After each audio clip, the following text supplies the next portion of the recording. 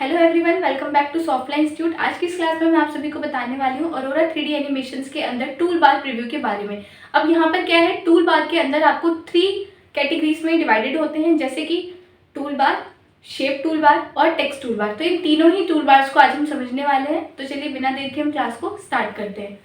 Tool bar overview, इसके अंदर जो हमारे पहले ऑप्शन है वो है क्रिएट अ प्रोजेक्ट। अगर आपको कोई भी न्यू फाइल बनानी है तो आप इसका यूज करते हो। मतलब जितने भी ऑप्शंस आपको ऊपर गिवन होते हैं, फाइल, एडिट, व्यू, इन सभी में जो आपको ऑप्शंस गिवन होते हैं वही ऑप्शंस एक तरह से आपको यहाँ गिवन होते हैं। जैसे आप ऊपर देखते हैं जो हमारी स्क्रीन होती है 3D अरोरा एनिमेशन में, यहाँ पर आपको टूल्स गिवन होते हैं, यहाँ पर आपको मेन्यू ऑप्शंस गिवन होते हैं, फाइल, एडिट, व्यू और हेल्प। ठीक है, और उसी के नीचे आप देखेंगे तो ये हमारा टूल बार अलग से आता है कि जैसे जैसे हम अपने ऑप्शंस को, जो भी आपने नोट सिलेक्ट किया, ऑब्जेक्ट सिलेक्ट किया, तो उसके अकॉर्डिंग ये ऑप्शंस हमारे सामने इनेबल होते हैं। ठीक है, तो अगर आप कोई फाइल बनाना चाहते हो तो यहाँ पर आपको शॉर्टकट्स में भी काफ़ी सारे ऑप्शंस गिवन होते हैं, ताकि आपको फाइल पे जाके वो ऑप्शन यूज़ ना करना पड़े, डायरेक्ट आपको टूल बार में ही शो कर रहा है। ठीक है, तो क्रिएट अ प्रोजेक्ट ये क्या करता है, start a new project and choose from available templates.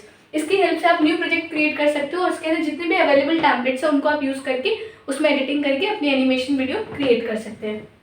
Open a project, open a previously save project from your computer. जितने भी आपने प्रोजेक्ट को सेव किया है, जितने भी अपने एनिमेशन फाइल को आपने सेव किया, तो वहाँ पर यहाँ ओपन की हेल्प से आप इजीली उन फाइल्स को ओपन कर सकते हैं और उनमें चेंजेस कर सकते हैं। Save the current project, save your work with the current project name. यानी कि अगर आपको अपनी फाइल को सेव करना है तो हम सेव ऑप्शन का यूज़ करते हैं, जिसमें आपको सेव पे क्लिक करना है और अपनी लोकेशन सेट करनी है कि कहाँ पर आप इस फाइल को सेव करना चाहते हैं। अपना नेम ऐड करके आप ओके करेंगे, आपकी फाइल सेव हो जाएगी।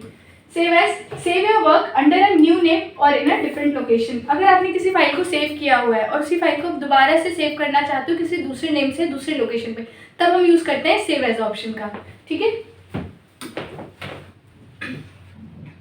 सेकेंड है इसमें exporting and not operations.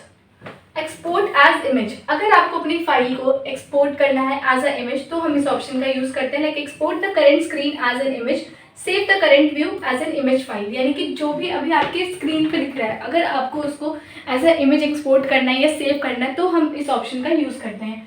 Copy notes, copy the selected note, copy the selected note object to the clipboard. यानी कि जो भी आप ऑब्जेक्ट आप यूज कर रहे हो, नोट मीन्स यहाँ पर ऑब्जेक्ट है, जैसे आप अलग अलग शेप्स बना रहे हो ना 3D में, उनको हम यहाँ पे नोट का नाम दे रहे हैं। तो अगर किसी भी नोट को आपने सेव करना है तो वो आप कॉपी करके क्लिपबोर्ड में रख सकते हो और इस नोट को आप कहीं पर भी पेस्ट कर सकते हैं।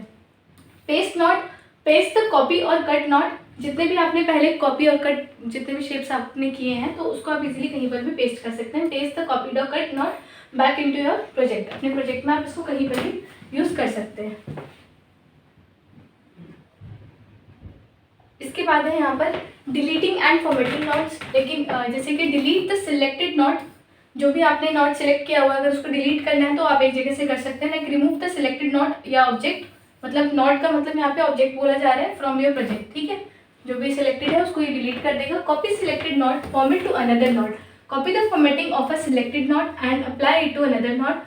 Double click will copy the format to multiple notes. ये क्या करता है कि अगर आपने किसी भी ऑब्जेक्ट को कॉपी करना है तो आप कर सकते हो, और डबल क्लिक अगर आप करते हैं तो वो एक टाइम पे मल्टीपल नोट्स को, यानी कि मल्टीपल ऑब्जेक्ट्स को एक साथ कॉपी करता है और एक साथ पेस्ट भी करता है। ठीक है, edit the text or content of the selected note, allow you to modify the text or content of a selected note. जो भी आपका सिलेक्टेड नोट है, अगर आपको उसमें कुछ एडिटिंग करनी है, कुछ भी चेंजेस करना है, तब हम इस ऑप्शन का यूज करते हैं। अब नेक्स्ट वो क्या था, नॉर्मल टूल बार ओवरव्यू। अब यहाँ पे हम करने वाले हैं टेक्स्ट टूल बार ओवरव्यू। वो नॉर्मल टूल बार ओवरव्यू था जिसके अंदर हमने सीखा कि कैसे अपनी फाइल को सेव, ओपन, क्लोज और ये सारी चीज़ों को करते हैं। बट यहाँ पर हम करने वाले हैं टेक्स्ट के ऑप्शन को। जैसे कि सिलेक्ट फॉन्ट, अपना काम कर रहे हो और आपको अपना फॉन्ट को सिलेक्ट करना है तो फिर आप इस ऑप्शन का यूज़ करते हैं, like choose a font for the current text in project. Font means क्या होता है, इसमें आपको काफ़ी सारे अलग अलग स्टाइल्स मिल जाते हैं अपने टेक्स्ट को टाइप करने के लिए, लाइक टाइम्स न्यू रोमन हो गया और एरियल हो गया, कैलिब्री हो गया, और ऐसे बहुत सारे ऑप्शंस हैं जो आपको यहाँ पर गिवन होते हैं। चेंज साइज, अगर आपको अपने साइज को चेंज करना है, अपने टेक्स्ट के साइज को चेंज करना है तो आप इस वाले ऑप्शन से कर सकते हैं, adjust the size of the text. Change font size rate, adjust the scaling rate of the font, makes it proportionally larger और स्मॉलर। प्रोपोर्शनली का मतलब क्या है कि इक्वली, चारों साइड से इक्वली वो साइज को छोटा और बड़ा करता है। ठीक, next is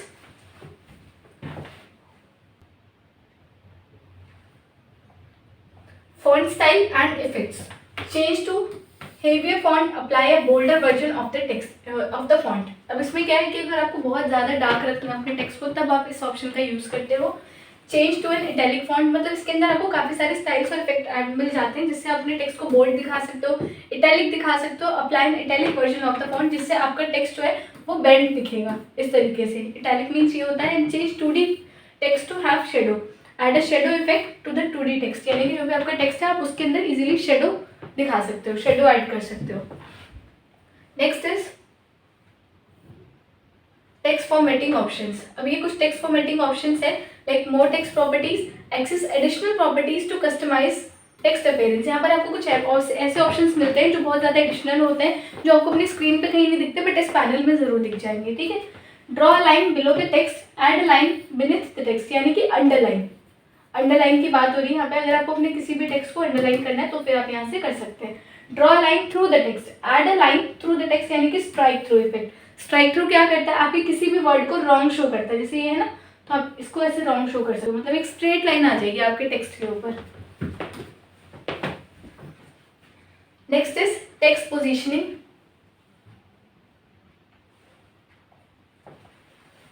draw the text smaller and higher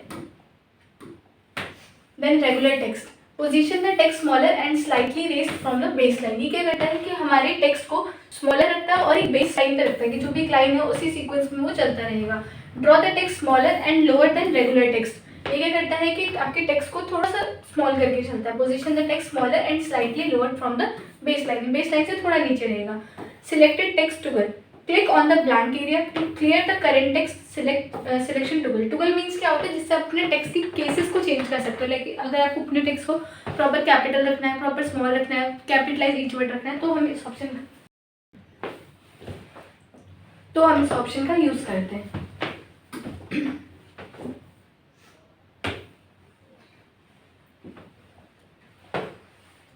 shape toolbar overview. अब यहाँ पर क्या था, हमने टूलबार पढ़ लिया, टेक्स्ट टूलबार पढ़ लिया, अब हम पढ़ेंगे शेप टूलबार के बारे में, ठीक है। अब इसमें क्या है कि जो हमारा साइज, मतलब जो ऑब्जेक्ट है हमारा, जो 3D आप अलग अलग ऑब्जेक्ट्स क्रिएट कर रहे हो, उन नोट्स में चेंजेस अगर आपको करने हैं तो हम इन ऑप्शंस का यूज़ करते हैं। Like change note size, position, rotation and scale. Adjust the size, position, rotation and scale of a shape और नोट। कोई भी शेप है, कोई भी नोट है, अगर आपको उसमें चेंजेस करना है, उसके साइज में, उसको रोटेट करना है, उसको स्क्यू करना है, तो ये सारे ऑप्शंस आपको यहाँ पर गिवन होते हैं। Next is change size and rotation, like manually change the size and rotation of the shape, pressing enter to apply the changes. आपको जो भी साइज और रोटेशन चेंज करना है वो आप मैनुअली चेंज कर सकते हो, और जैसे आप एंटर प्रेस करोगे वो साइज उस पर अप्लाई हो जाएगा।